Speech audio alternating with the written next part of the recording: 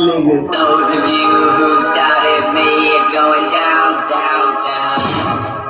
And the record man who never called, can you hear what's going on?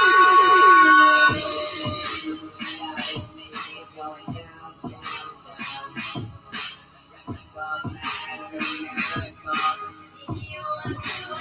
DJ Castro. Doubted me are going down, down, down. Record man who never called.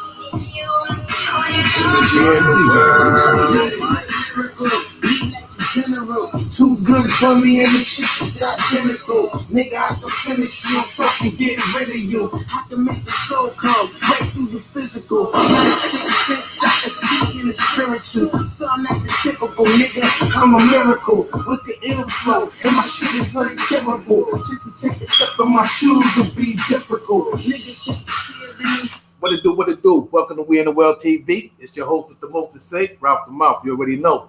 Today I got SoonieTheMiddlechild coming on through. We gonna talk. I got Patriot TV coming on through later on too. And we gonna do it, man. We in the world, RalphDaMouth. You already know. We gonna do what we gonna do. So let me bring her in. She's here already. And let's talk. Hey, hey, what's up, girl? Nothing, man. Thanks for having me. Thank you. Welcome to We in the World TV. I'm RalphDaMouth. You know, introduce yourself. Let everybody know who you are. And well, people are gonna be thrown off on my hat. It's all right though. It's a shock factor. I am SoonieTheMiddlechild. I'm a conservative podcaster, political commentator. I do dabble a little bit sometimes in culture. I definitely love Black folks, just in case people are wondering. Yes, I do. And I just want to make change. I want people to think. That's my biggest thing. Just use your head and let's make strategic moves. Let's better our communities and let's do so in a smart manner.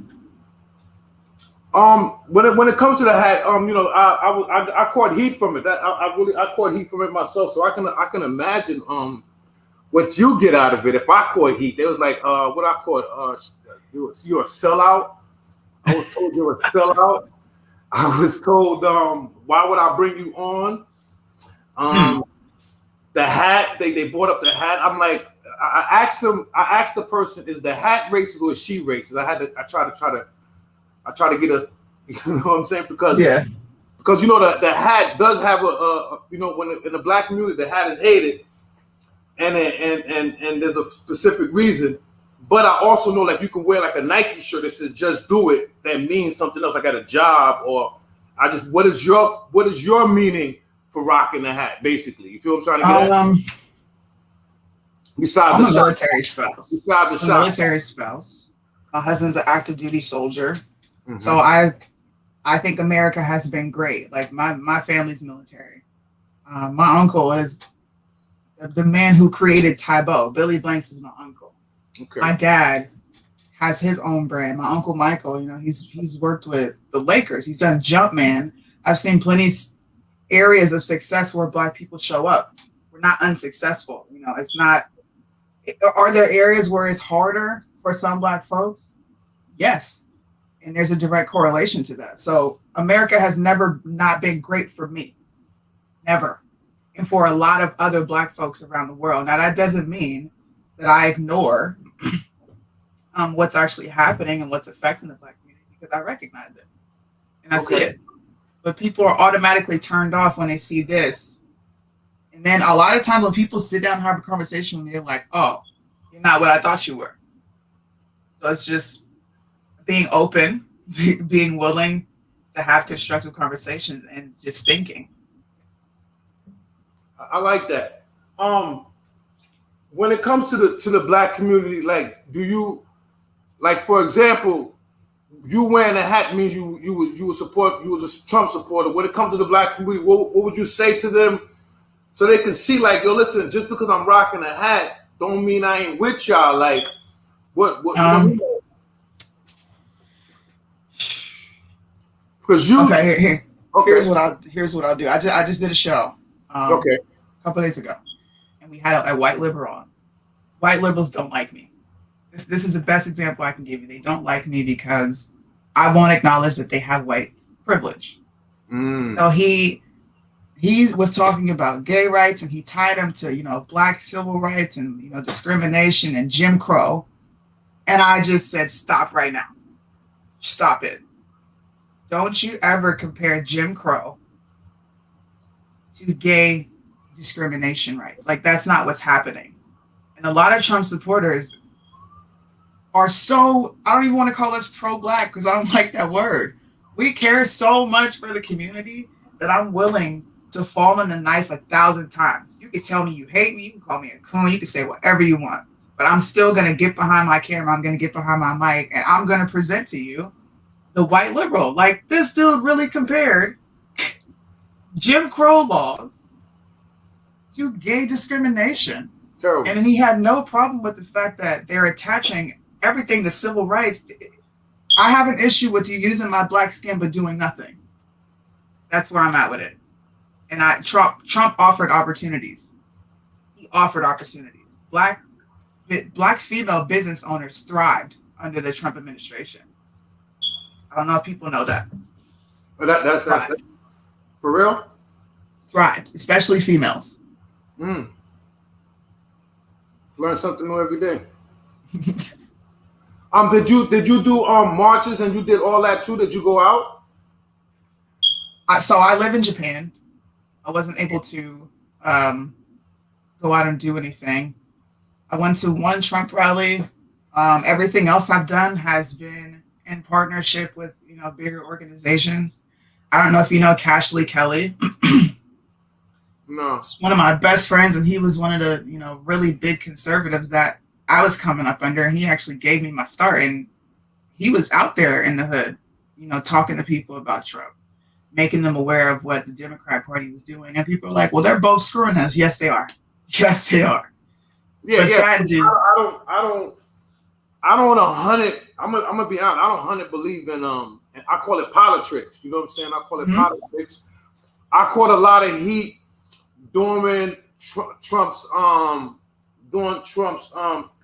presidency because I was labeled a Trump lover due to the fact I wasn't a Trump hater. I wouldn't jump on the bandwagon. But that's all I was about, basically. I just didn't want to jump on the bandwagon. I'm seeing the media attack. It's like there was enough people attacking him. Let me look on the other side. Let me see what's going on.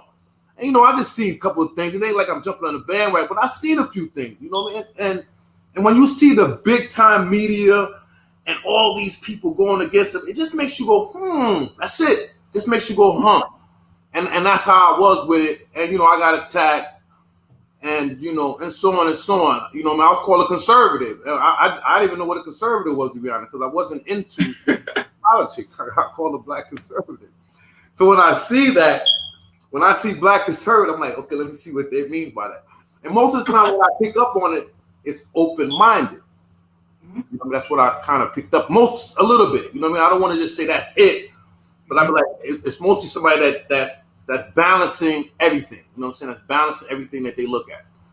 It's black conservatism is God, family, country. We only get one country. We were all born here. You're supposed to take care of it and cherish it and leave something behind for your children. But black conservatives, we care about everybody. Like I literally love everybody. I don't come from a color standpoint with my life or the way I think or the way I guide my life. I have so many races within my family. My husband's mixed race. My children are. What do I look like hating, another color? What are we getting out of just constantly bringing up the past? Like when do we move forward? When do we fix the issues that are affecting us? And that's where black conservatives come from. We call out the issues that are actively happening, like actively. Yeah, and it's like this, for example. They call out, see, blacks don't want to, I see sometimes where they're coming from, where blacks really don't want to they don't want to hear that, let's forget about the past. I see where they're coming from with that. I really do, because you should know what happened in the past so you can know what's going on now. You know what I'm saying? You can have an idea where everything comes from and why it's like what it is, right? But I'm also on a point where it's like we have a lot of information, a lot of opportunity, and like you said, there's plenty of blacks that are doing well in this country. You know, you can't say blacks are not doing well in this country at all. You know what I'm saying? Yes, I believe there is a systematic racism. I believe there's a bullseye on blacks to a certain degree to keep them at a certain level. I do believe that. But togetherness, I believe togetherness and knowledge and less certain things, like less materialism and so on. That's a list. We can make a list of things that they need to get out of to upgrade the culture as a whole. Right. So let me clarify so that people can understand when I say I'm not saying let's forget the past, because we all have to be grateful for what the ones before us did, or else we wouldn't be here. Yes. I'm one that's like when we're constantly attaching our when we constantly take their tragedy and attach it to us and say this is why we are the way we are. It's not learning from it. If we were learning from it, we would appreciate it. Like, this is me. Yo, I appreciate the fact that they had to go through slavery and they did that. I appreciate Malcolm X. I appreciate Martin Luther King. I appreciate Thomas Sowell. All these black iconic leaders that went through the struggle for us to be here. So instead of being like, well, they had to go through this and this and this and this, I'm going to come through and I'm going to boss it just like you did. And I'm going to perfect what you did. That's why I call myself the middle child. I related to J. Cole's song. He says it in his song, to the OGs, I'm thanking you now. I was watching you when you was paving the ground. I copied your cadence. I mirrored your style. I studied the greats. I'm the greatest right now. That's all I'm doing. I'm the greatest. I watched what y'all did. I listened to Malcolm X, The Ballad of the Bullet, when he warned me of both, you know? But he did say, you are the political chumps, blacks. When you going to stand up? I'm not conservative. I think the younger conservatives, because I'm 30, so the younger black conservatives, the Candace Owens, and people don't like her. She watched what they did, and she perfected it. I am just perfecting what they started, and I want to finish it. I don't want to stay there and gripe about it and never progress. And I see the comments coming in, and it's literally because they don't understand what I'm saying. You got we built Black Wall Street. You got comments on your page? We built Black Wall Street. I didn't read mine. We built Black Wall Street. Yo, Silverback. I got this dude Silverback. He's giving a comment. He said, let me read it for you. Hold on. Let me read it. He says, I appreciate Jim Crow laws. Whoa. He says, I appreciate redlining. Whoa. I appreciate segregation. I appreciate Black Wall Street that was burned down. These weren't all during times. It's like, what do you mean by you appreciate it? But I don't get that one. I guess he's being sarcastic. I don't know. Yeah, because he doesn't understand what I'm saying. I appreciate the fact that they built Black Wall Street in the circumstances that they were in. Why can't we do that again in 2021? Why do we constantly have to say, well, they burnt it down? You give white people, those racist white people, the ones that don't want to see us do well, you give them more power by constantly talking about how they destroyed you. How do we grow from it? Like, why can't we build another Black Wall Street? Yeah, there's a family. What I think is Atlanta. I think like 20 of them in Atlanta. They just bought a big piece of land in Atlanta, something like that. Yeah, it could be done.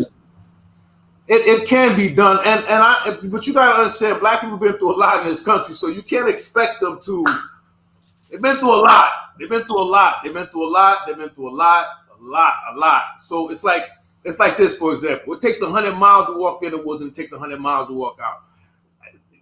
You see some form of change, but you really can't expect it to be like you know what I'm saying, like a zap type of thing. Because don't forget, it was just what 1960s, man, 1970s when they was doing some bad things, man. Martin Luther King was just getting hosed down and dogged. You can see it on camera now. I mean, so it's not like it was a minute ago. We thought the 70s some stuff was happening. So they do have a reason to be skeptic of rebuilding sometimes. Just they should have that little skepticism in them. That's how I look at it. As a black person myself, looking at in America, I was born in America. I'm Haitian. I'm full-blooded Haitian. I was born in this country. So, you know what I'm saying? I see. I've never experienced racism until I came out as a conservative. Well, I came out as a conservative. I haven't experienced it as far as like every day I'm walking down the street. Nigga, no. But bumping heads with a few students probably, and I can't say it was extreme. No, to be honest, no, it was not extreme at all. It was not extreme to a point where I constantly seen, especially in the area that I came from. No, I didn't see racism like that, but I seen it. You know what I mean? I sensed it. I could say I sensed it when I went shopping sometimes, but as far as literally in my face, and no, you're right. Maybe you probably never experienced, but I experienced it, but not to an extreme high level. No. I didn't experience it until I decided to start my podcast and be openly conservative. That's when I got the white people. Yo, I've had white people tell me to shut up. I've had white people call me a bedwench. I've had white people call me a coon. I have had white people call me everything in the book. I've been called a nigger. All this stuff. I've experienced prejudice. But racism literally means someone thinks their race is superior and they stop you from growing. My pockets is good. Your pockets is good. A lot of black people pockets out here is good. Where is the growth being stunted other than look, we make up over 40% of all positive HIV patients in this country, and we don't talk about it. You know, that's killing us. That's important to me. It saddens me to have to report a black man dead every day. Every day. Children, black abortions. And have everybody just oblivious to it. Like, those things are literally destroying us. Is that racism? Is that white supremacy? I understand what you're saying when it comes. You talk about like accountability for certain actions that blacks are doing to themselves. I understand. You know, you have the black on black hate. People don't want to talk about that. As soon as you mention it, heads chop off. They don't want to talk about that. But it's a problem. It is a problem. You know, we do have to work on sticking together and loving each other more. You know what I mean? Like one time I said something. I said it's 2020 and we're still kind of asking each other to buy black. Like, why are we doing? You know what I mean? Like, that shows you that we're having a problem of coming together when we have to advertise to buy off each other, kind of. You know what I'm saying? Right. So I understand, but you know what you're trying to get. You don't want to keep saying the system and pointing the fingers. Like, when do we stop pointing the fingers and crying about it? Basically, the whining, as you want. You know what I'm saying? They don't want to hear that word, the whining and stuff. And you know what I mean? I get it. It's like your child coming home every day. Somebody's beating them up at school every day. They tell you, what do you tell a child after a while? You know, what do you tell them? Start fighting back. Fighting back. Stand up for yourself. Do something about it. You know? Yep. You know, the music doesn't help. There's a lot of things that contribute to what's going on. The music doesn't help at all. And, you know, there's a lot of things we can point out that doesn't help at all. You know, the school system is not teaching us black first, to be honest. It's basically his story. Everything is his story. Everything that they did. It's like we never did nothing. That plays a part. A lot of stuff. Religion. There's a lot of stuff you can just throw in there. But you're saying let's stop the blame game and let's step up with the opportunity that we do have right now. The opportunity that is here, let's use it. Right. Build off that. So I did a poll, and I asked black people, give me a list of 3 things affecting the community. These were both liberal and conservative. I got fatherlessness, education, black on black crime. How ironic. Neither of these people said racist white people coming to my neighborhood and killing me. Neither of these people even mentioned white supremacy. Those are things that we directly do to ourselves, and it will never change if we do not ever admit it. That's not saying that you have to look, if you want to remember all that stuff, remember it. But what's happening right now in these neighborhoods? Gangs have taken over. Like you just said, culture is ruling. Music is ruling. Drill rap is taking over. All they rap about is death. And that's what our youth is listening to. And that's going to correlate to more death. And the rappers are killing each other. Like, these are rich black men. These are rich black young men, and they're killing each other still. They're still beefing. Yes. They're still threatening to blow each other's heads off, and the list goes on. And you know what the problem is? Like, I listen to rap music. I love the gangs. I listen to it. Don't get me wrong. But the point is, though, when you mentally have your thoughts, you know this is entertainment. You can separate from entertainment, and that's the problem. Especially the young black kids, when you're not teaching the young, like my son. If he listened to it, and I heard him like, "Yo, listen, don't think that's real," and I would explain to him, it's just music. Just enjoy the music. You know what I'm saying? Don't think this dude that's rapping that said he killed 10 people last week that he really did that. You know what I'm saying? Facts. So I see a comment. He said, there is an issue being a conservative. The problem is the lack of generational wealth. And I just did a show on this. Oh, for real? Generational financial literacy equals generational wealth. We are not taught financial literacy in the black community. I didn't even know how to use a credit card. My mother didn't. My mother was, I am the stereotypical black girl. I grew up in a single parent home. My daddy wasn't around. Every household was headed by a black woman. I never saw strong male figures. I'm the stereotype. I'm the stereotype that Obama talked about when he said we're 10 times more likely to do drugs, 20 times more likely to go to jail, drop out of school. These statistics are real. So we can definitely create financial wealth, but that comes with responsibility, which means you need to be financially responsible. That's what financial literacy is. If we had those things, I don't see what's stopping black people from progressing. I don't. I look at my cousins or my family members, and I look at myself, and I say, how am I so successful, but you're still complaining? No, I'm not gonna lie. I see my family. I see my family too. My family's very successful. I have a successful family too. So I understand. I'm not.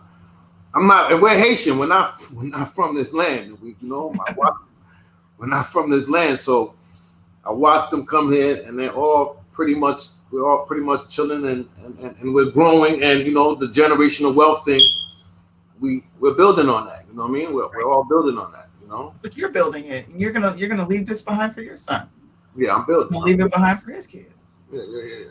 I get that part, but that all comes to the schooling and the communities, and just the blacks are not in control of their own culture to a degree too. That's you have to look at that's why I be looking at the big picture. I don't want to just what I'm saying, like, that's a problem. What I'm saying, like, we're scattered.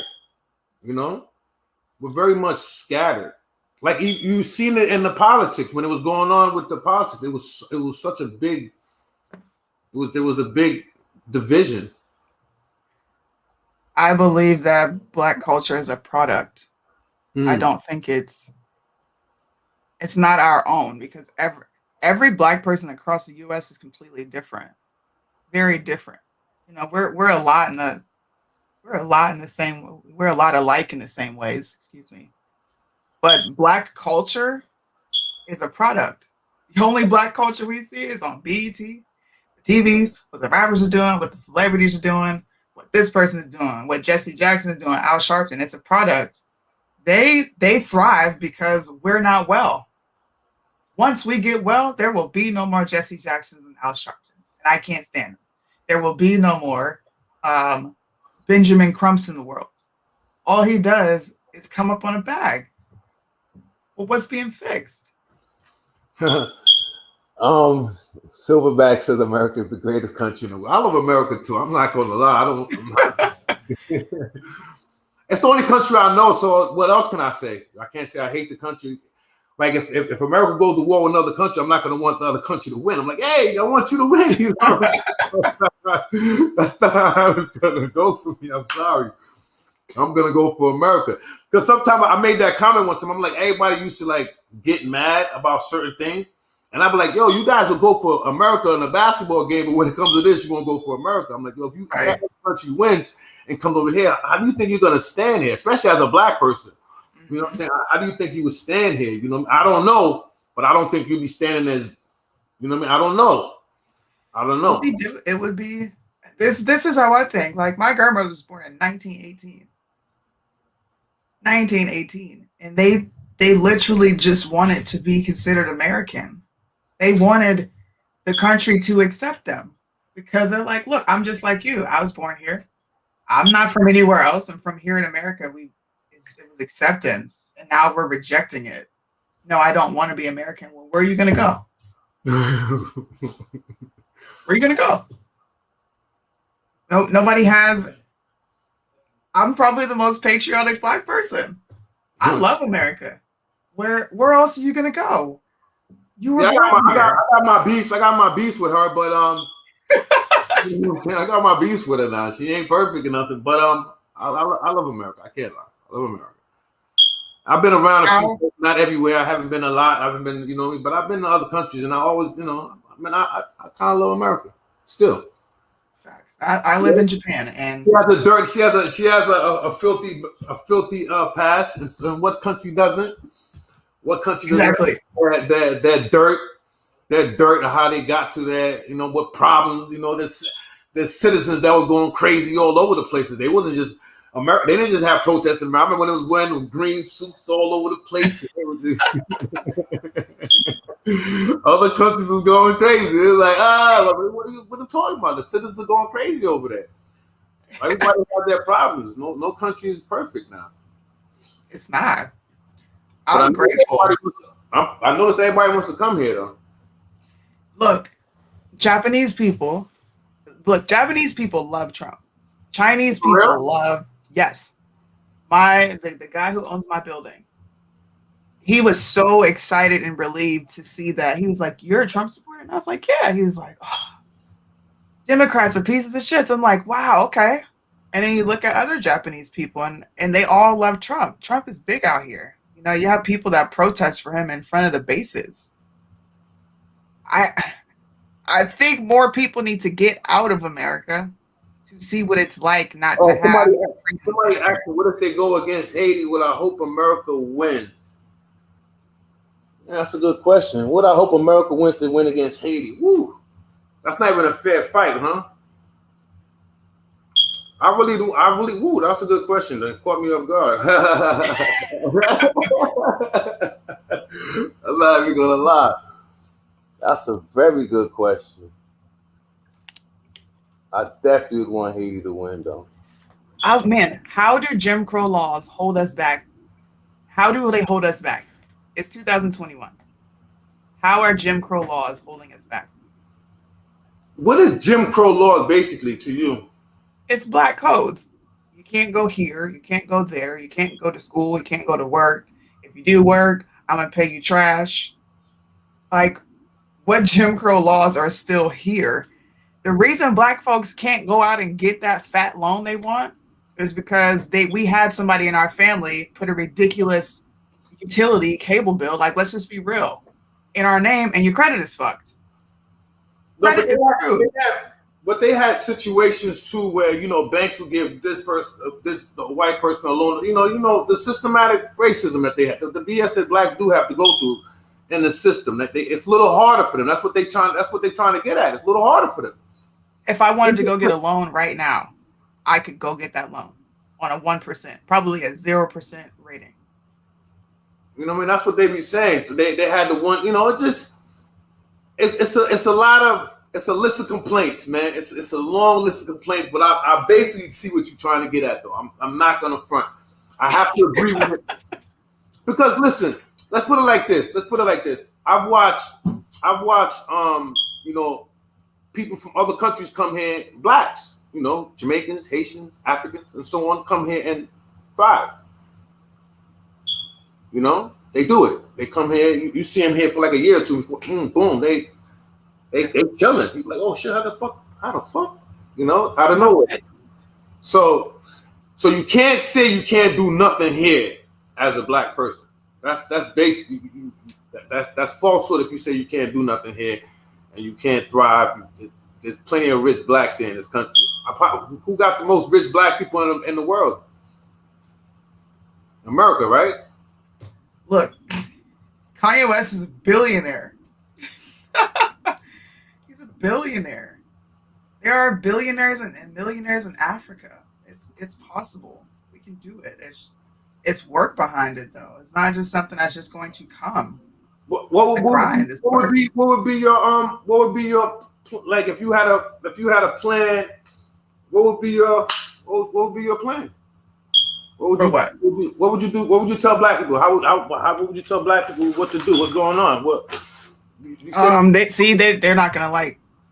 I am the parent that tells you what you need, rather than the parent that's gonna give you cookies because you might want a snack, or you can have juice here. Yeah, you can have snacks for 5 days in a row. I'm gonna be that parent that's like, no, we'll structure it out like my children. There is no sugar.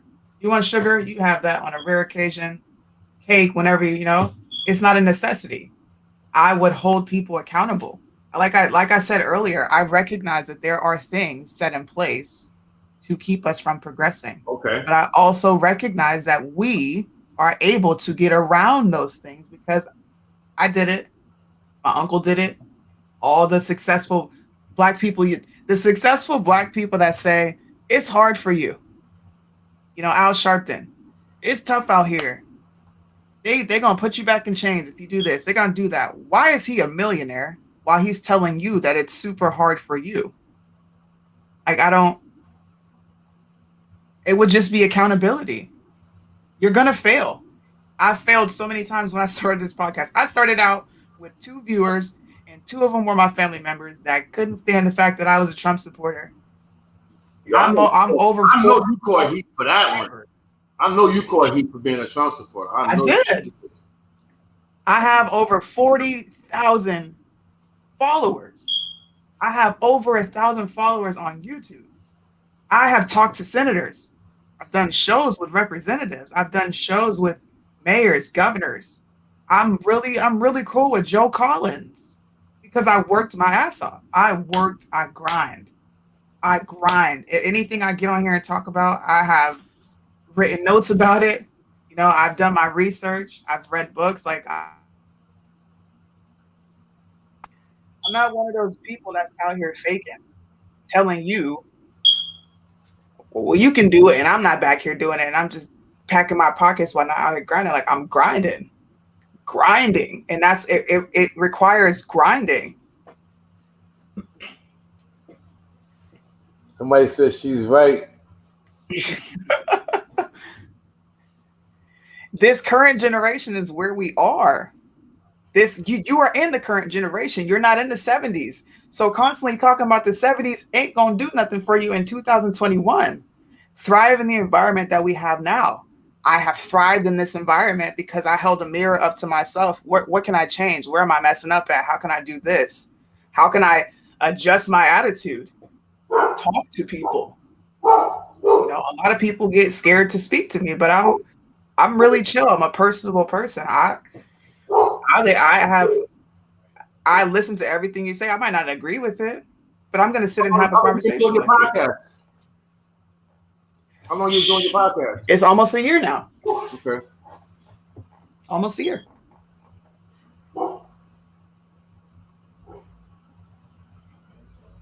He said a lot of blacks have done it through other means. Okay. And that's because that's what they are told, that's how you get out. You got to be a rapper or dribble a ball. J. Cole raps about that in his music. Why is that the Yeah, I can't even think of the word now. Why we gotta be, you know what I mean, the number one in entertainment, you know, that is true. Just that's a role model. More to us. There's more to it than just dribbling the ball, athleticism, and clowns and being comedians and just entertaining. You know, there's more to us than that. You know, we need to be producing more. You know what I mean? I agree. I totally agree. Thank you. It's a mindset thing. Whoever you are, you're awesome. P.H. Williams, Fess Williams, yo. I drive that point home. Like, yo, it's your mindset. It is your mindset. It's a mindset. I'm raising young black men. And I'm seeing that, you know what I mean, through my own vision. I'm seeing that with the proper teaching and proper knowledge, there's certain things they're just not gonna get into. Right. They listen to all the music you want to, but you're not gonna catch them in the streets hanging out. There you go. Just not. You know what I mean? I'm saying, you know, and that's through teaching them. You know what I mean? That's teaching them properly.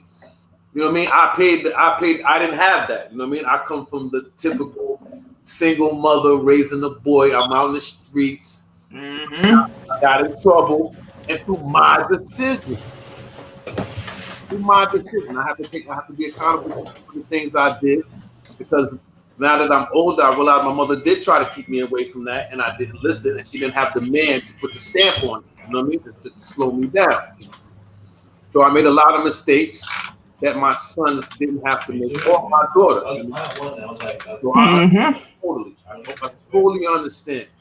You know, man, some of the reasons why I do this podcast is to try to talk to the young black brothers and to tell them, like, well, listen, I went that way and it was the wrong way to go. Let's go this way. Let's educate ourselves. Let's do something else with our brain, because most of them are they're not dumb. It's like when young black dudes do dumb stuff in the street. People call him dumb, but you can't call him dumb if that's what he was taught. There's no way he's dumb. He's not dumb. Right. He was taught this. He was taught to sell drugs. He was taught to stand on the block. So he's really smart at what he's doing.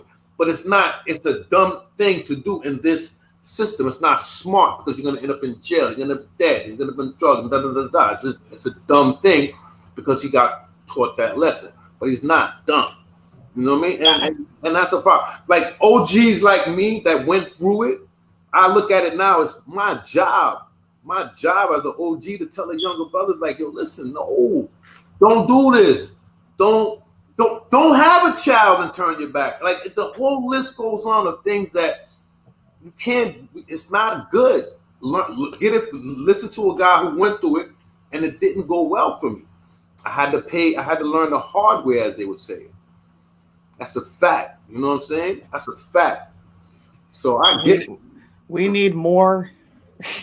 We need more black men like you out here. I wish more of the youth listen to J. Cole. I really do, because he talks about this in his songs. Like, The Middle Child is my favorite song. That is why I call myself that. I relate to it so much. But yeah, you got me buzzing, girl. I'm in the middle of two generations. All right, okay, I'm little sis. We got somebody that might want to come on the panel. Well, come on. Yeah, hold on. I got you, girl. I'm gonna get us warmed up. We don't get them on TV. I get it warmed up. I like this though. Like you said, you are chill. I thought you was gonna be combative a little bit. No, see, I did. Like, and I'm like, yo, I'm ready. I'm this girl already. I love it. You know what I mean? I love the smoke sometimes. It's fun. Yeah, I do. Look, it's fun. It is like mind battles. I love mind battles. You know what I mean? Intellectual conversations. Yeah, like I'm big time into mind battles and sharpening each other. You know what I'm saying? Like, there's nothing wrong with that. You know, some people get, and that's when you have to take your emotions and throw that to the side. Don't even bring it to the table. Don't bring no emotions to the table, because once you do that, you're gonna lose. You know, you're gonna get chopped. You get chopped up in little pieces and shit. And say, oh, facts. You know what I'm saying? So I learned that. So we got to come in soon. Hold on. You said something that was really important. Yes, ma'am. And I want to give you props because you said you were raised by your mom and you needed that male figure there, and that confirms the fatherlessness and the lack of dads. 94 crime bill. That's why a lot of black men are locked up. Woo! Let's not go there. 94 crime bill. That's why they there. Yeah, but my mom was a hardworking woman, and she needed help. She needed the male to raise a boy. Yep. Especially, I was old school, so I'm on the streets. I'm doing the Reagan era, crack era. You know what I'm saying? So I'm on the block. It's out there. You know what I mean? When I was out there, it's out there. It wasn't no games. There's no games out there. You know what I'm saying? So yeah. And she went through it with me. DOD, Spring Valley, what up? What up? What up? Spring Valley, what up? You know I always love you, Spring Valley. Y'all made me. That's my town. They made me. The town made me. I got to pick it up always. You know what I'm saying? That's where I'm from. Without that town, I wouldn't be me. Yeah, because growing up, it was different for me. I'm Haitian, and we didn't blend in well at the beginning part. Blend in. We didn't blend in well. He said the Biden crime bill. Hey, I agree with you, man. People don't want to have that conversation with me. Some people no, that's not what happened. You don't want to have that conversation with me. I've read that bill back and forth. I don't know how many times. Black to me, black look like they brushed it under the rug and said, let's give him a chance and see what he does. He said sorry. What was he? He was in office for like 40 years, 50. Listen, 48 years. There's nothing about. I'm powerless on that. I just gave my opinion on it. I have friends who go in on me on it. Like I get hammered. What does that say? Biden crime bill. That's the proper name. Biden's. Why do you feel about the election? I know you don't like it, of course, but like a little bit more. It is what it is. I don't think Democrats had a fair election, and I don't think Republican, the constituents, the voters. I don't think America had a fair shot at choosing a president. I really don't. There are too many people that are aware of who Joe Biden is and what he represents, and I can't ever see him garnering over 80 million, and he don't even have that many followers. Nowhere. Yeah, his rallies be dry. Who voted for this guy? That's how I feel. Did you really? I'm gonna throw this up on my pages. No problem. I think it'll be fun. Oh, somebody said rigged, stolen election. Somebody says, hey, Soonie, who's that? Val? People of yours? I have no idea. I don't know. No, somebody said, what's up? Hey. Don't say that on YouTube. What? The R word. We're banned from talking about that. The R word? Yeah, he said rigged. Oh, you get banned for saying that? Oh, I caught a 3-month ban for even talking about the election. Yeah, I lost steam, man. I used to talk about it here and there, but then I just lost steam. I wasn't about to feed into it anymore. I just like F that. But hold on 2 seconds.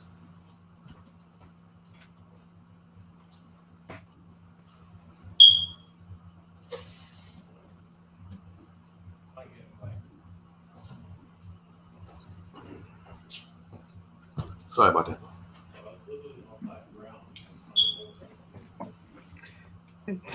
Excuse me. Yo, do you go out with that hat? Yes. Yeah. If I feel like wearing it that day, you know, I got a black one back there. I got a red one. I got the original one. It's a hat. If you're going to get upset over a hat, then you need to go ahead and reevaluate your life and what's important to you. That's how I feel. You can't. How are you going to say that it means something racist because America's never been, you know, great for black people. Like, what blacks are saying, if you push back you know what I mean, like you said, they're gonna push it back. They're gonna push it back. That's what they're going on. They're gonna push it back now. Like they saying, when was America great for us? You know what I mean? How far are we pushing it back? How far you want to take? That's what they're trying to ask. I heard a few things. I don't know what everybody thinks, but I know a few people that I did hear speak. They were saying, how far are you pushing it back? And to me, in the beginning, that's how I used to think too. I'm not even gonna lie. I'm like, make America great again. Like, how far back you trying to make it great? You know, even though I don't believe, I'm gonna be honest, I don't believe that happened again. To be honest, I'm gonna be honest. I don't see that.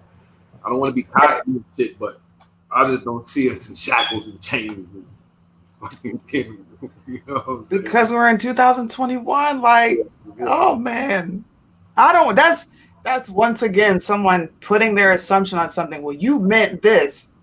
Whoever took the time to sit back and ask Trump, hey, at what time period are you talking about, or what do you mean? They just gave it a meaning on their own. It's funny. The media played a gigantic part in it. I sat back and watched it, like, and you see the big difference. And you see the difference now.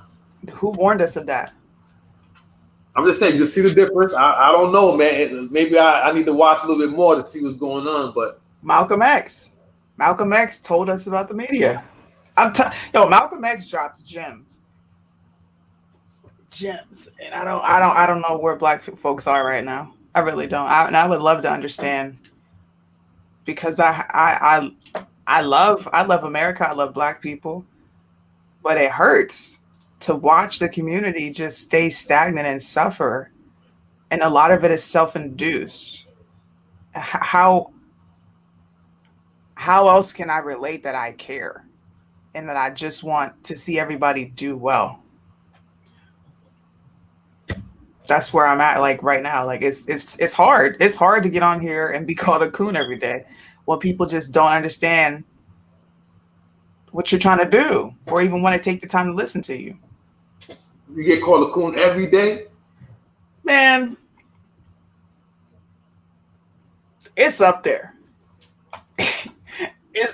It's up there how many times. Yeah, I got ripped a few times, but damn, not every day. But I be going back. I go back and forth. I'm like, sometimes when I'm bored, and somebody wants to, you know, they want to challenge. Then you got the name callers.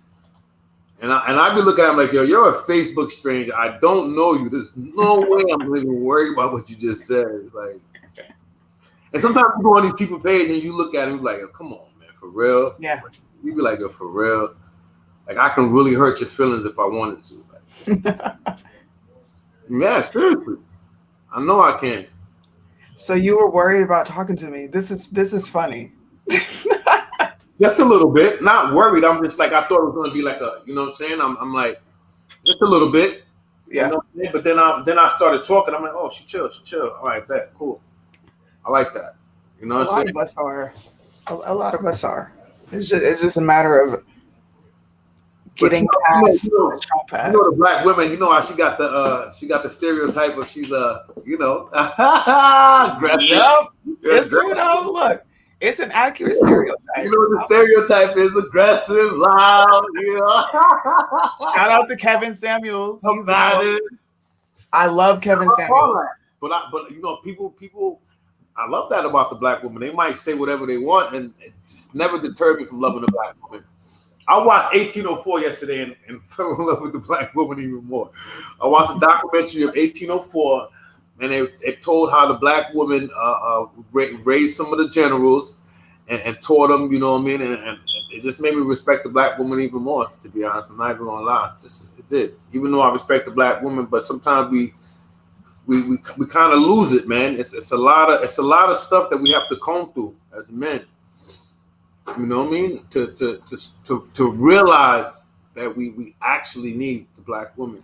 Like we actually need each other. We should respect each other and love each other in the whole time. That this might be the only topic that I will push back on you. Wow. This specific topic. I am a firm believer that women need to operate as women. I don't believe in women being aggressive. I don't think that's an attribute of a woman. I think that's a masculine energy. And people are going to be like, well, when black women were forced to do this, like, look, my mom was a single parent. I get it. You do have to take up both sides, but you can still be a woman and operate in feminine energy and be, receptive and willing to, if you're going to get married, you got to let your husband be the leader. I'm a married woman. I've been married 10 years. My husband is the king of the house. He runs this household. He is the head of the household. And I play my role. Hey, what's going on, T-Dot? Introduce yourself, brother.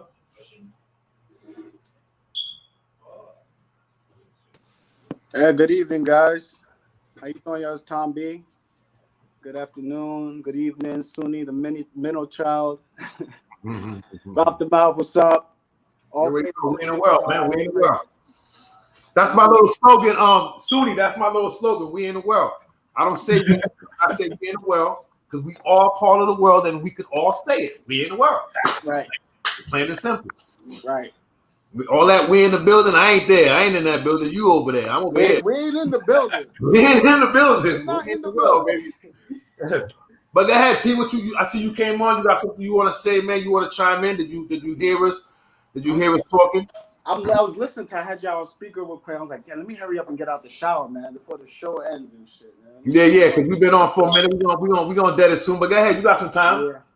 Now I want to give all praises to the Most High. Okay. Just want to thank him for everything that nothing going on without him and his blessing and his glory. You know what I'm saying? I saw something crazy the other day. Sundown towns. What? Sundown towns. What is that? That's what I thought. I'm like, what the hell is that? There was a show on I think HBO or Showtime, like taken back in the 60s. These actors and whatever, and they come to the sundown town, and this was going on with a lot of these towns that had slavery going on. And when slavery was done, they still kept the fact that they didn't want blacks can't be out when the sun goes down. Okay. You can be castrated, you can be hung.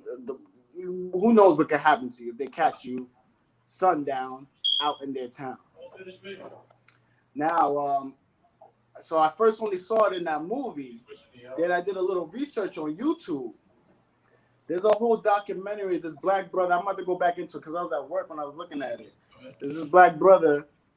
He met up with this woman, I think, in Louisiana, and they found a bunch of sundown towns that's still prevalent to this day. God forbid you're on a road trip traveling from New York to Michigan and you get caught up in Indiana in a sundown town or a whole county that's sundown. They have sundown towing. Well, they'll tell you, this is a sundown town, you're black. 2021? They'll say, yeah, this is a sundown town, you're black. And either you're going to jail or however they want to deal with this. It's still prevalent to this day in America. Okay. It's very heavily pushed. There's people in their counties, they renew these laws to keep it going. It's an all-white town? It's 2021. There's a brother on there from the 1960s. He said he was still a slave in the 50s. He was in the sharecropping business where after 18 whatever hundreds or whatnot, when they fought for their freedom, some of them didn't have no work. They're like, all right, I got freedom, but where the heck am I going to go? What am I going to do with this freedom? So they end up working still for the plantation that they were enslaved in, and came up with an idea like, oh, we're going to split profits or crop with the owner, with the slave owner. And most of the time, the slave owner would not pay out, would not give the just due that this slave or ex-slave worker was owed. And this has been going on all the way past the World War II. There's a brother on there. He said, my grandmother was a slave, and I'm still on the same plantation in the 50s, 60s that my grandmother was in working. There's some wicked shit going on out here, boy. Now there's still a little bit. There's still some shit out there. You can't say it's all cleaned up. It's, like I said, she's not perfect. She's definitely not perfect. Yeah, because this brother was talking. I was like, Stoonie, what do you have to say about that one? About the son? Did you hear about that one? No, and I mean, my take on it is that's what I was talking about earlier. Like, is that what's affecting us now? Like, talking about, okay, we can talk about it, but I'm just more of a solution person. I want to get to how we're gonna fix this, how we're gonna do about that. Like, that's unfortunate. That's sad that happened, but that's not what's affecting the majority of the people in America, or Black folks. Right now, at least. I like that one, man. Solutions, man. Talking about the problems all the time. It's like we know there's a leak now. Now that we know there's a leak, we know where the leak is at. Let's fix the leak. Yeah. Pretty much, right? Something like that. I think he's muted. Can't hear you. Yo, T, you muted. Go ahead, talk. You're muted. You might have to refresh your browser because it looks like you're here on your phone. He's coming back. Yeah, that is true. We can't, as Blacks, we just can't go another 50 to 100 years of just keep saying it's because of this, and it's because of that, it's because of this, and it's because of that. That is a fact that we have to get out of that mindset too now. You know what I mean? I have this brother right here. He said he's thriving. And I know him. You know what I mean? He said he's thriving, and I know other Blacks that are thriving too. I talk to them on a regular basis. Yeah. Now, what I was getting at, my fault. You guys can hear me now? Somebody Yes, called sir. me. Yeah, I guess when somebody calls you, you get cut off. It's about to be honest, it's about there is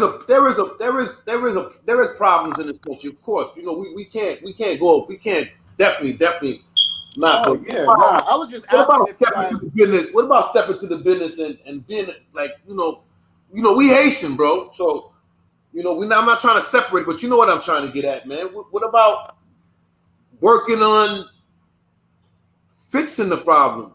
Yeah, that's what I said. The woman in the documentary, she's literally she's old, yo. She's in her 60s or 50s, whatever, but she's doing footwork. She's heading out there and doing the footwork and talking to the people and the families, word of mouth, so she can get the information and see, because it's mostly an economy problem, because they're still doing sharecropping in certain areas. Come over here, work. It's like working for an agency. Like, yo, come here, work here for the day. I'll pay you X amount. What is Mississippi? You're getting paid, but honestly, they still are cotton pickers out there. You know what I'm saying? Believe it or not, just saying. Niggas are still picking cotton. You know what I'm saying? That shit's not over with. Niggas out there picking cotton for a small fee, a very small fee. Yo, believe it or not. And what I'm getting at is that there is an economy problem in the around the world, but in the U.S., like, come on, walking in the city, look at all the homeless people walking around, and look at all the people that's on welfare. Look at all the people that's taking money, and that's not even trying to go out there and make a better outcome for themselves. You know what I'm saying? But now I was just bringing some stuff to the light because, you know, day to day. Hold on, somebody else wants to come on. Yeah. Day to day, we see these things day to day. You know what I'm saying? And we wonder why our taxes are so high. Why the hell our taxes so high? We don't got enough workers. We got people eating more of the government than freaking working. You know what I'm saying? We got more like this other brother from out west. He came to the north. He came to New York areas and shit. He's like, yo, the northerners, you guys ain't really black like that, yo. You guys don't really have black businesses. It's mostly like all other cultures over here. Like, you know what I'm saying? And it's true. When you go to other parts of the country, you know what I mean, the states, you see that you see black businesses after black businesses, black town, black, you know what I'm saying? And, you know, certain areas, they come over here and they be like, damn, you guys are gentrified. You know what I'm saying? You guys are a different type of black. You know what I'm saying? Even though we're not that, I don't want to say that, you know what I mean? But, you know, the Southerners, they kind of look at us, but you know that. The Southerners, they don't really like us too much. You know, our New Yorkers. They're like, yo, this fast talking guy talking too fast with his slang. And, you know what I'm saying? But honestly, true Southerners that come up to the north and areas, they be like, yo, where's the black, like the strongness? You know what I'm saying? And that's where you think a lot of that was missing in the 50s and the 60s that Malcolm X was trying to bring back. It was mostly in the north. It was missing a lot of that strong black, like. Soonie, do you believe in segregation, Soonie? No. Okay. No. We will never get anywhere separated. Like, how many white people have owned slaves in 2020, 2021, 2018, 2019? None of them. You know what I'm saying? How many white people struggle just like we do? I know white people. I spent the first time I ever spent time in the hood was 2 summers ago. And I would go there and get my weed and then dip out. And they was like, yo, you don't never chill down here. You in and you out. So I was like, okay. I started chilling there. I started to be around. They were not really interested in politics, number one. Their main concerns were, how do we get out? And then I got to see white people there struggling just like the black people were struggling. They're on welfare. They're on government assistance. There's not many options for them. So how can we fix it? Okay, start looking at policy. What are the policies there? What is the government doing there? What's the mayor doing there? City council. I think those are areas that we can get into to actually improve those at-risk communities. But I don't think it's just a black thing. I would agree with you. That's what made me become a councilwoman in my area, because one of the biggest things about politics is that politics happen to people and not with people, right? And to say there's not a disenfranchisement, it's like, I understand what you're saying, but the reality is we've lost the ability of gaining and creating our own.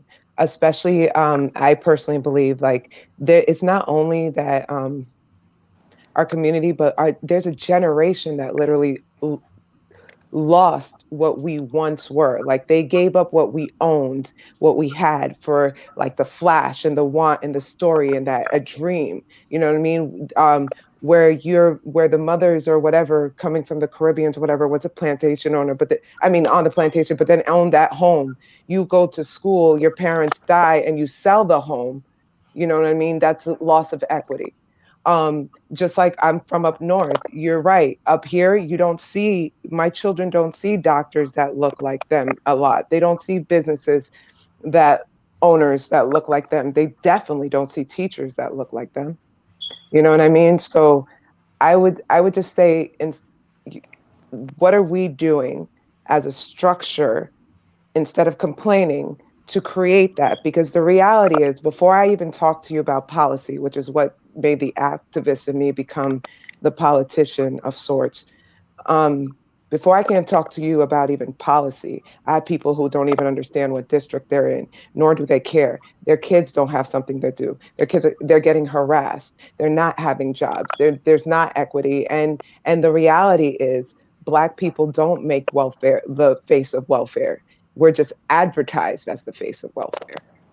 You know what I mean? So I would just say, what structures are we creating? Like there's people like me. Like if we're doing this, I'm here and I work straight into the community.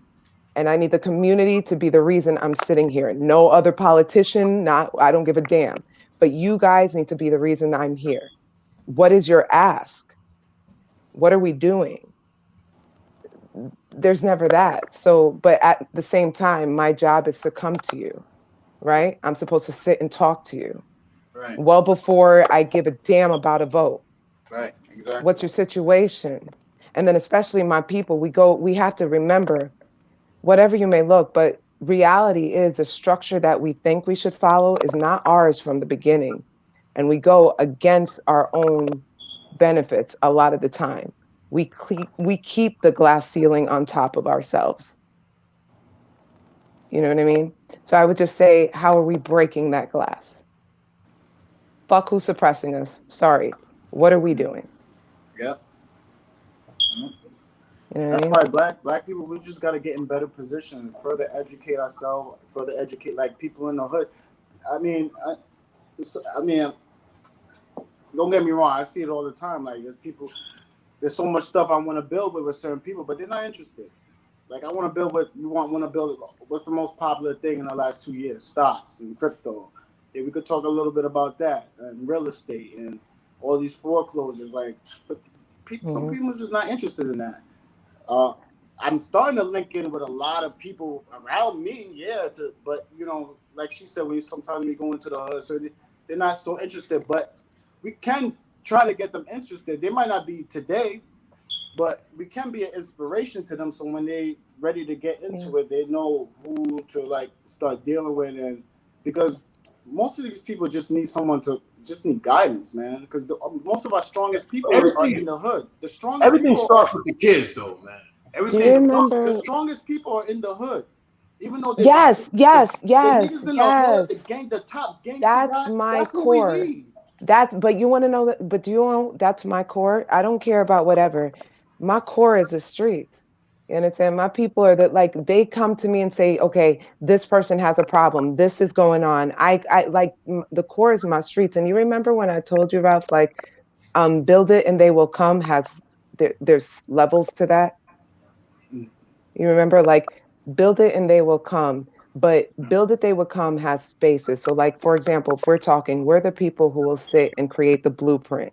We're going to get the land. We're going to, make sure the materials there. We're going to sign the contracts. There's a people who don't do that. But once we get all that in the check signed, then you'll get the people who are like, okay, I'm a contractor. I'm a plumber. I'm a landscaper. Or what, they'll come in and do that. Once that's ready, then you'll have the people, you know what? I can work your concession stand. I can teach.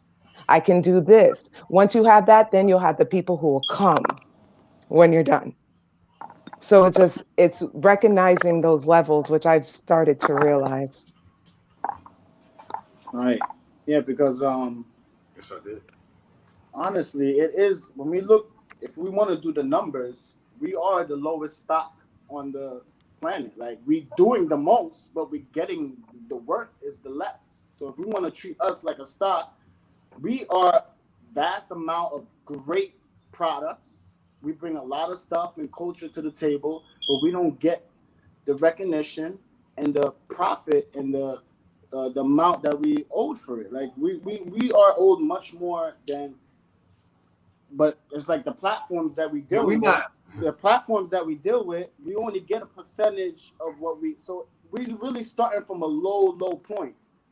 We're not a controller too much. And it's okay, and it's okay to start at a low point, because most of us, it's gonna be so genuine once most of us get a solid plan together, because most of us have a problem where we got health problems. We got home issue problems. We got education problems enough.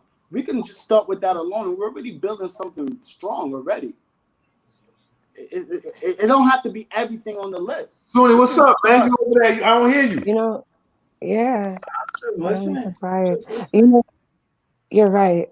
Like We there's this have woman, so much money, there's this though. woman I was at the job Just the other spend it day, wrong. and this woman's on. I was just talking about welfare, and I hear her arguing about bringing her child to school. Oh, why don't you bring da da da da? I'm like, damn, son. I'm like, damn, yo, like this is. Why was she May I ask, why was she arguing for the school? Did you know? She was saying something like, yo, she's 2 blocks, yo, the child is 2 blocks from the school. Why don't they walk to school? And she was saying something like, oh, no, they're not. They was on FaceTime. Oh, no, they're not allowed. This time they're supposed to be presented in by their parent, blah, blah, blah. And she's like, oh, there's no school. She's looking for everything around. Oh, there's no school buses. Why the school buses? I'm like, I'm in my head. I'm like, to take the child 2 blocks to present it, like. Oh, I see what you're saying. Patriot Nation, what's up, man? Introduce yourself. He went. Yo, Patriot Nation just came in. And left. All right. You know, they do say a child only educated in school is an uneducated child. One of the things we need to do is I hear exactly what you say, but why do we expect just other institutions to educate our children? Yeah, exactly. But they have to start somewhere. They have to do. But then we start at home. No, but education, I will say this as an advocate. Education starts the minute you look at your baby. It comes out you look at your baby. Oh yeah, that's it's actually statistically shown that your child will have genius level for the age of like 3 or 4, go into school systems and actually be dumbed down by the age of 9 or 10. Yep. Because like, what are we doing at home to enforce that genius in our child that we might have said, oh, just because it's a child that was wrong, but there's a genius in a child that you'll overlook. Send them to that school system, get dumbed down, but say they're educated because they're indoctrinated, but overlook them when they were intelligent and questioning you. Yeah, that's why. Yo, Patriot Nation, that's why we let Patriot Nation introduce himself real quick. Hey, good evening, everyone. How you doing? My name's Tim Davis from Patriot Nation TV. Nice to meet everybody. Glad to share the panel with you all. And I was watching backstage a little bit here and there, so I'm a little late to the broadcast. So thank you for having me, Ralph. Appreciate it. Yeah, welcome to Real Talk TV. I appreciate it, guys. Thank you. So continue. I'm sorry. Continue, guys. It was kind of interesting. Man? Good. How you doing, Tom? Soonie the middle child. Soonie the middle child. There you go, baby. American flag, make America great. There you go, sweetheart. You're number 1, baby. Bravest cat in the world right there. Bravest cat in the world right there. God bless you, young lady. God bless you. I know you love her hat. God bless you, young lady. The bravest. Hold on, I don't mean to take over. I'm sorry, but I'm going to tell you. I'm going to say it straight up. I said this. I've been saying this for years, and I'm going to say it right now one more time. The bravest person, the bravest people that live in America is the Black conservative woman. The Black conservative men are the bravest, the most dignified people in this country. God bless you. And I definitely have your support. Regardless of a mega hat or not, you're a conservative, God, family, and country. 1, 2, 3. You're beautiful. Facts. Thank you. And there you go, baby. I got your back 100%. Do you know being a Black conservative is actually not that abnormal? They just don't realize it. Like, for example, being Caribbean.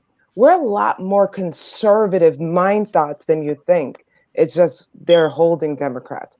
But our mindset is quite conservative. 100%. I agree. So you know what I mean? And just Soonie, all I wanted to say is I love the middle child thing because I'm the middle and the baby. So I got complexes. So I'm with you. That's all I wanted to say. I'm a baby too, so I'm the baby of 4. I'm the baby of 5, the middle of 10, and the only, obviously. But I'm the there's 9 girls and 1 boy. I grew up the baby of 5, but I'm the only one between my mom and my dad. Nice. Complexes. Yo, Soonie, I knew who was gonna love your hat. Trust me, Patriot TV. I swear. I'm very tactical. Hey, listen, the bottom line is, it's. I just don't like liberals. I don't like progressive. I don't like liberals. So I'm an equal opportunist. So if you're white, Jewish, Christian, black, whatever you are, if you're a liberal, chances are we're not going to get along. I'll be respectful. I'll definitely be respectful. But to me, liberalism's logic retarded cousin. So, it's just buffoonery. I have my own little podcast I started thanks to RalphDaMouth and We in the World. He introduced me to it and says, Tim, get your mind out there, get your voice out there. Right. You do good. So I got to give thanks out to and a shout out to We in the World TV, my good friend RalphDaMouth. Tim, I know RalphDaMouth since I'm like 10 years old, 11 years old. I love you. Tim, take it easy yes, sir. On those Christian pastors, man. I see you go. I go win on these fake pastors, bro. Listen, I'm a blood-bought child of God, but I'm a sinner, and I admit it. Nah, I love it though. I love it. When I see these fake pastors coming on here talking this nonsense, it just irks me. Yo, Christ did. That's what Christ did. You're doing the right thing. You're doing Christ's work. Right. Listen, you know what I'm saying? I'm not, I fall short of the glory of God, but I'm a man that's trying to do the right thing. I'm not perfect. I'm a sinner. I admit it. Whatever it is. But I do ask for forgiveness. We're all childs of God. Doesn't matter. We all bleed red. We all have white bones. We're all going to be dirt one day. You know what I mean? It's just this liberal. I got to say liberalism. I can't stand liberals. I hate liberals. I just don't like liberals. I'm sorry. It's buffoonery. They baffle you with bullshit because they can't douse you with brilliance. They play the victim game, and they just want to yell at everybody. Right. I would have to agree. I would definitely have to agree with you. And it has it's historically been just detrimental to the United States, to Black people, to the liberal. It's historically been a situation. And then on top of that, I can't stand watching anything mainstream media, anything. It's everything, even if you're supposed to be a conservative, everything on the media, on TV is leftist, like extreme, like liberal, and if you don't believe what they're saying, it's slander. It's like you're an idiot if you don't believe. But if you just go off the rector and watch both sides, you'll actually get like just factual, real deal, what's going on, just no bullshit. Like, this is what A or B or C, and this is our viewpoint, but this is how we see it, A, B, or C. You have the liberal. This is A. You don't see it? Ah! That's it. You know what I mean? They're a sick breed of people. They're a bunch of heathens, and like there's a lot of conservatives who pretend to. There's a lot of fake conservatives too. Like me, like I said, I'm from Patriot Nation TV. I'm just one man, one opinion, one voice. I don't know all the answers. I just try to connect the dots. When I make a point to make when I try to make a point, I base it on history. Yeah. I have 6,000 years of history, recorded history. Whether it's whitewashed or not, it doesn't really matter, because to the victor belongs the spoils. But the fact of the matter is everything that I had, you, me, we all have it right here at our disposal. We have encyclopedias. We have everything at the palms of our hands. So I got 6,000 years of recorded history right here. And out of that 6,000 years, it's an ideology. Liberalism is a sick ideology. They're a bunch of heathenists. And the reason I'm saying that, I'm sorry for taking over the show. I didn't mean to do that, guys. You guys had a good show going. My whole thing is this. As a conservative, I'm one man, one opinion. As a conservative, me, Tim Davis from Patriot Nation TV, as a conservative, I believe in God first, family second, then my country. I'm going to live and die by those rules.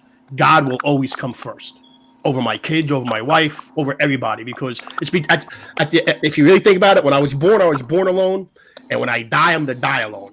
And when I face God on Judgment Day, so it's going to be me and him. It ain't going to be my kids. It ain't going to be my mom or my dad. It ain't going to be RalphDaMouth. It ain't going to be any of you guys. It's going to be me, mano a mano with God. So I always put God first, family, and country in that order. The liberals are opposite. They don't believe in God. They booed God. They've been booing God since 2001 with Al Gore and George Bush. George Bush is an idiot, but still, he's better than Al Gore. They boo God. They believe in sodomy, sodomites. And that in layman terms, that's called homosexuality. Mm-hmm. I'm not a fan of it. Listen, whatever you do, you do. It's your business. I don't care. But don't force it down my throat. Don't force it down my kid's throat. Don't force it on TV. So they're just not a moral group of people. They're just a sick breed of people. I've been called racist. I've been called this or that because I call them sick breeds. And they think, oh, you're talking to a black person. Oh, give you guys a little insight. My wife's black, by the way. She is. And I'm married to a beautiful black woman. And I'm also Native American Indian and English. How long you been married? 21 years. Okay. 21 years. I'm bald and white, but you know what? I'm half Native. My mother's a woman of color. So people just judge books by their cover, not realizing where they come from. I'm from New York, New Yorker stan. Total Andrew Cuomo, total fucking, excuse my language, total bullshit state I live in. I can't wait to get out of here. I catch heat for you, man. I catch heat for you all the time. Can I ask you both a question, though, from something you Sure, said? go ahead. I'm sorry. Because I subscribe to different things or whatever, but when you said the phone, particularly when you held up the phone, how do you guys feel, both Sunni and being conservatives, about the censorship that's happening? Because you say the phone, but that's also why, I don't know, behind me is just a small array, but I don't know if you could say it's just a small array, but it's all book. I try to keep stuff, or even down to music. If you use, I was watching somebody and it's how back in the day, now you bought CDs or you had Napster, you kind of stole it, whatever, but now you use a music station or Apple Music, for example. You pay for a streaming, but you don't own anything. So things under censorship could just be so easily removed. The truth can be so easily what's that? The fact checked when it's straight truth, but whatever. Well, how do you feel about that part? Because it can skew the research you do. Skew. Sunni, you can answer that, Sunni. I took up a lot of time when I first came on, so go ahead, ma'am. I'm sorry. The best way to do it is you have to go in open-minded. I use CNN. I use CNN Politics for everything because I know they're going to put a lie in there. And I know just from my knowledge, my brain is a Rolodex of information because I put it there. So when they say something, I've already got a point of reference. No, you're lying. But for anybody that they don't already have that and they're not well versed in these subjects, you have to be open-minded and you have to look at both left and right. Like you said, you have to look at left and right, and you also need to find a independent journalist that you're comfortable with, and go from all angles. And dig deep. Dig deep, though. Yeah, I can spend 2, 3, 4 days researching one subject. Yep. People are like, "Can you give me a link?" A lot of people are like, "How do you know this? Can you give me a link?" I'm like, "You want my brain?" Exactly. Right. Exactly. It's work. It's work. Yep, it requires work. So people you got to stop being lazy. Do work. And that's why I'm asking both of you, and please answer, because I feel like with the community that is getting lazy and with the liberal world that is censoring, you have to do the extra work. You have to put literally the footwork to your research.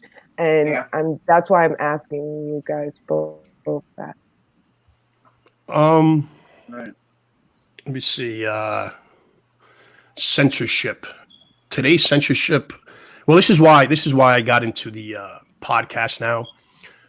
Thanks to Ralph and being that I was put in Facebook jail probably I think 92 times. They finally banned me completely. Literally, and all I did was quote the founding fathers. I quoted Malcolm X. I quoted Martin Luther King.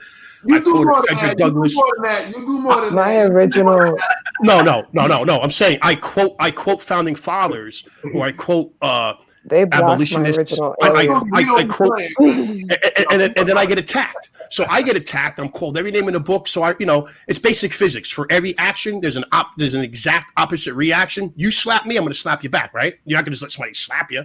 So when they come at me derogatory, I try not to engage into it. I mean, you're going back from 2009 up to now. I mean, I changed now. Now I have zero tolerance. I used to try to articulate my argument. I would give an articulate argument. I would base it with facts on top of facts, court dates, court cases, battles. I've done it all. It just went in one ear out the other ear. And at the end of the day, I was either a racist or uneducated. So at this point now, I'm 50. I just turned 50 years old in November. So I'm an old man now, I have gray hair. Obviously, you can see I got the gray, whatever. But it is what it is. So I have low tolerance for this liberal buffoonery. And I'm not going to articulate my argument anymore. I'm not going to.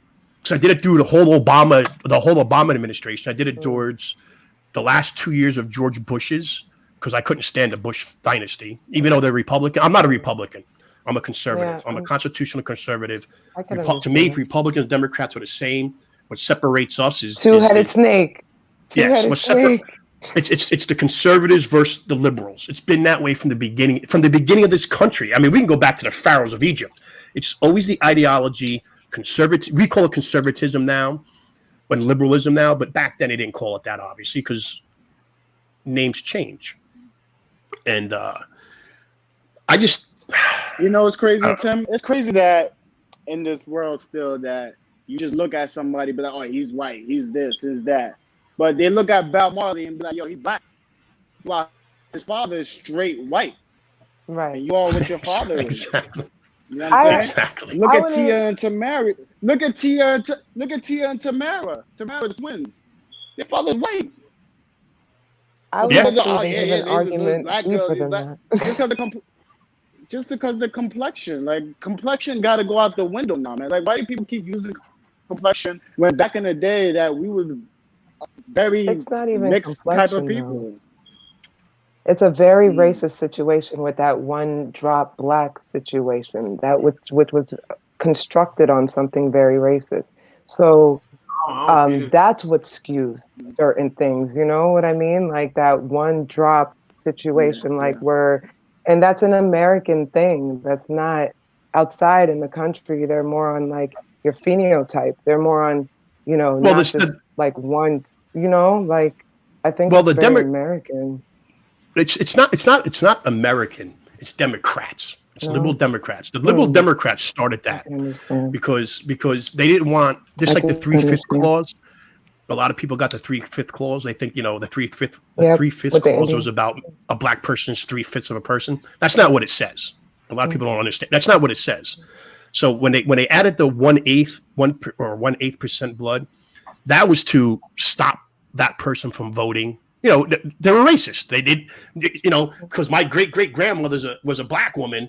I have that means I can't vote. I can't own land. I can't. That's the Democrat mentality. It's the same mentality today, but over 60. This evil ideology of liberalism has been around for 6,000 years. So they got 6,000 years of perfecting it. Many wars, many atrocities, many genocides has happened over liberalism. And the fact is that conservatism is it's only 200 years old. Well, it's not. The word conservatism and that type of thing is like the ideology's been around, but the ideology of conservatism was like Christ, Moses, like these people that they call them radicals. Why do they call the right-wing radicals? Because we're right. Not that we make mistakes, but we have morals. We have common sense. We don't base everything off our emotions. We have logic. We have reason. The liberals don't have that. They're just based on emotion. If they don't get their way, they just want to cry.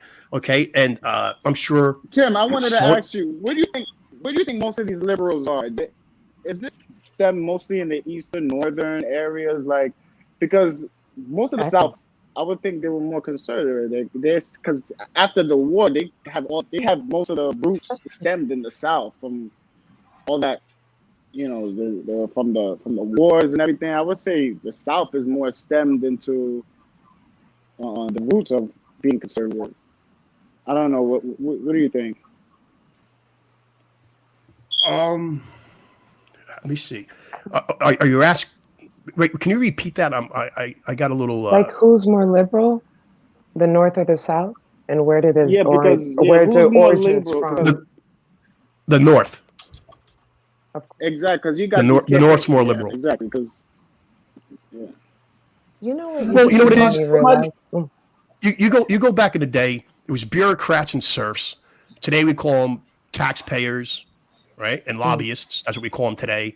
A couple hundred years ago, we called them slaves and slave owners. So just names change. Ideologies never change. And with that being said, because I was just talking to them. Yo, y'all gonna have to start giving up y'all little. We're gonna have to give. We have to get like final takes real quick because I'm about to close out. All right, Can I guys. just say one last thing? Yeah, that's what made me realize something really crazy.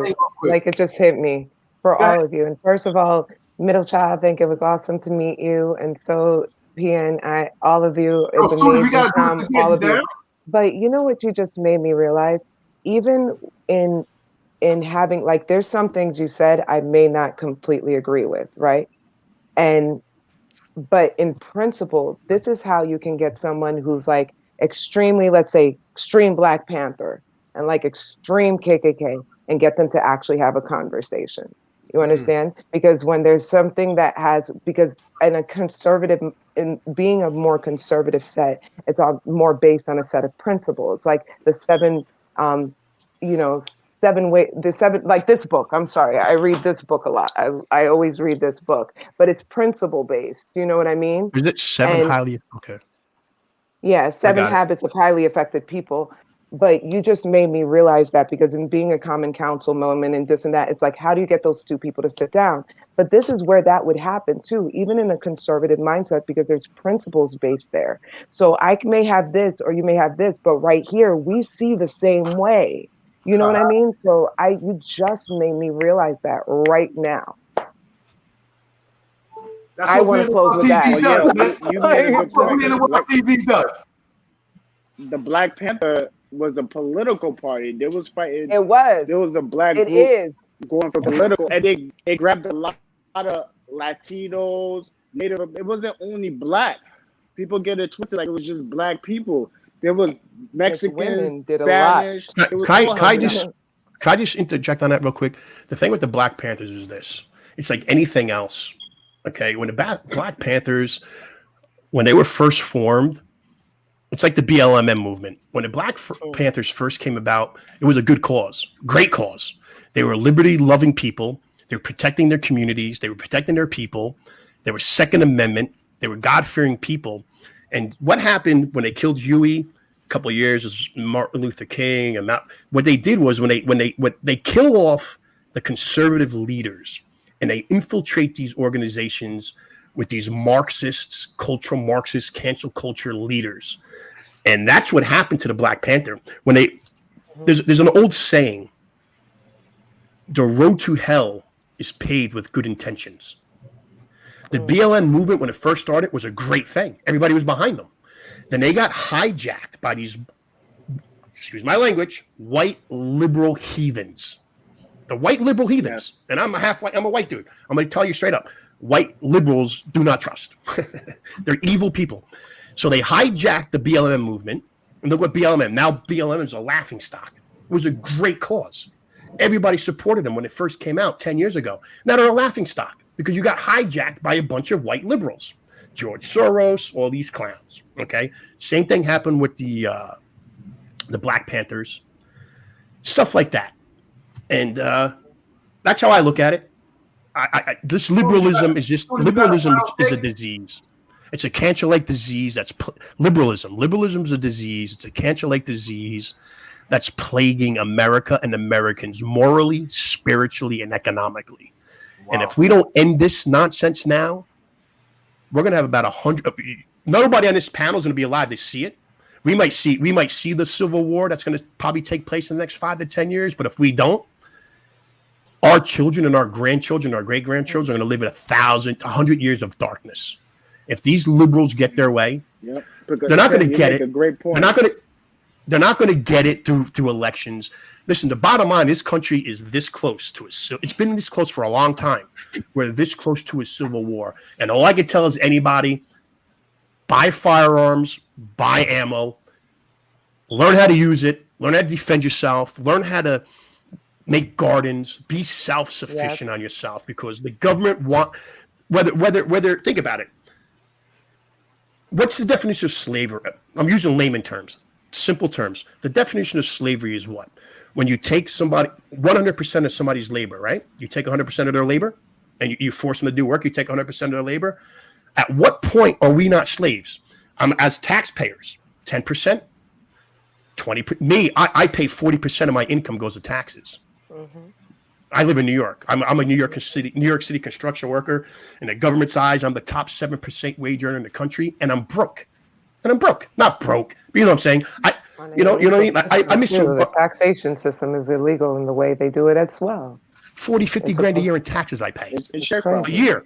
People don't even make 40 grand, 50 grand a year, and I pay that in taxes. They steal it from me in income tax and FICA tax. Mm-hmm. So that's my point: is that we all got to come, conservatives, libertarians. We all got to come together because we have an enemy. They're going to come after us all. And what these liberals understand is once they get to where they want to be, because I'm just one man and one opinion. I'm basing my opinion off history. Once the liberals and the totalitarianism and these tyrants, once they get their way, as history has proven, they're going to go after these teachers, these doctors, these educators. The people that put them in power, the first thing they do is before taking all firearms away, they go after the people that put them in power. That's a fact. That's not me making things up. You look at any rogue government, any tyrannical, Napoleon, you name them, Frederick the Great, Alexander the Great, Attila the Hun. If you look at every single one of these governments and these empires, what they did and how they did it, it's here in America. And so we just gotta join together forces and I come from a country that's liberals have been raping this country for years. My Haiti, they've been doing that for my country for years, and it's been under their since their occupancy, since the 1800s, like since 1492. Haitians are warriors. Haitians are warriors. I always said that, you know. That's why I say a black conservative woman, man. The Haitian. I mean, they're other than the English. Who else rebelled? It was the English and it was the Haitians. The Haitians fought for independence and the English fought for independence, and that's the only two people that did it. Everybody else was conquered and enslaved, right? So, you know, a lot of people fought, but Haiti's the one who defeated a lot of them fought. But Haiti is the one who kept going for many years, just didn't let the foot off their They're warriors. Haitians are warriors. I've always said that. I'm not saying it because I'm on a panel with my boy. I don't mean to say boy, but my dude from 40 years ago. Haitians are warriors. It's the bottom line. There's no ifs, ands, or buts about it. Yo, you know what I mean? Yo, Soonie, you got a final take? I'm about to post shot. It was so nice meeting you. Here it is. If you want to know what's happening right now, like if you want a direct correlation of what's happening right now, I challenge everybody to go research the French Revolution because it's a direct parallel. Absolutely. Look into Edmund Burke, and he's actually the godfather of conservatism himself. Bingo. And read Eli Manning. Eli Manning was a top-ranking communist leader, and he was black. And he actually warned black people of the tricks. Everything that we just sat here and talked about is communism. So do your research, man. Communism. The smartest man alive in America. That's that Marxism. It's the smartest man alive in America. Probably the world. Black Lives Matter. Black Lives Matter is a communist movement. Oh wow! Like I was going to say before I know you got to go. I'm sorry, Ralph, but I was going to say the smartest man alive today in America, if not the world, is Thomas Sowell. He's a black man, philosopher, economist, Thomas Sowell. World. But he was, and he tells you back in the 30s and 40s when he was a young man, he was a Marxist, and he ended up educating himself. Obviously, he came out of poverty, and he realized it. So Soonie, is it Sony or Soonie? I want to pronounce it right. I don't want to mispronounce it. Soonie. Okay, I want to make sure I got that right. I don't want to, say it wrong. So you're right. What Diana said, you're right, and there's a lot of brilliance out there. And she's right. It is like the French Revolution. Speaking of the French Revolution, during that time, if any of you guys got a chance, it's called, if you want to YouTube it or Google it now, it's called The Law. It's a book. It's a pamphlet by Frederick Bastiat, Bastiat. He wrote that during the French Revolution. You could probably read it in an hour and a half. Listen, hour and a half. And that'll tell you exactly what's going on. And don't read the Haitian Revolution, because if you could read the French Revolution and not learn about some Dessalines, some Macandal, if you're doing the French Revolution, read the Haitian Revolution for me. I read it all. You understand? I read it all. Because, like, for example, even that, when people say that, but these are, if you talk about, Napoleon, this and that, if Dessalines beat Napoleon, and Napoleon's your greatest general ever, wouldn't that make Dessalines your greatest general? You would think. Right. So that's why I'm just saying. Like, you would think. In the structures that you're talking about, and this is like, and they won against that regime. So if you learn about the French, learn about their successor as well. Read about the Haitian Revolution. Absolutely. We in the world. We out of here. All right, guys, listen, before I go, I want to say thank you for having me. I'm sorry I came in late. Ralph, I'm sorry I came in late to your show. I was caught up with the family. Soonie, the middle child, thank you. It's been a pleasure. Tommy B, it's been a pleasure. Diane, it's been a pleasure. Ralph, thank you for having me on We in the World TV. And hopefully we can all do this again. Obviously, I got to promote my page, Patriot Nation TV. Tim David. Of course, I was going to say. Maybe we can all do this. Actually, Ralph and I are going to get a little gig going together. It's going to be called the RalphDaMouth Tim Davis Show. Collaborative. It's going to be RalphDaMouth Tim Davis Show. Guys, if you want, I'm going to open my platform. I'm so picky on who I let on, but you guys are cool. I have a huge following, and it would be great if you guys would come on. I'm actually streaming this live onto my live. Okay. And my audience members are commenting. So I put the link in the comments in the private chat within StreamYard. So if you guys want to come on, the link is there. All right, great. Oh, I see it. Okay, beautiful, Soonie. Thank you. All right. Wait, no, I don't. Oh, I see it. Okay, nice. Great. Thank you, guys. Great meeting you. Everybody, thank you. God bless. Thanks, Ralph, and Haitian American Collaborative for me. Follow us. Talk to you soon. All right. All right. Shalom, Take care. God everybody. bless. Be good, everybody.